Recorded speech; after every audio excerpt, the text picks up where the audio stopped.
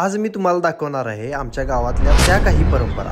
तर नमस्कार, मी तुमचा व्लॉगर तुषार। 2-4 दिवसापूर्वी आमच्या घरी आई यल्लम्मा देवीचा पवित्र लिंबाचा कार्यक्रम पार पडला। आईचा उदो करून आईच्या चरणी शांत स्वच्छ मनाने साकडं घातलं। आई आमच्या कुटुंबाला, लेकरा बाळांना, जनावरांना निरोगी आयुष्य दे, तुझी कृपा आमच्या घरावरती अशीच सदैव राहू दे। आईकडे साकडं घातल्यानंतर आमच्याकडे एक पवित्र परंपरा आहे, पडदी सोडण्याची। पडदी म्हणजे नदीसाठीचा नैवेद्य।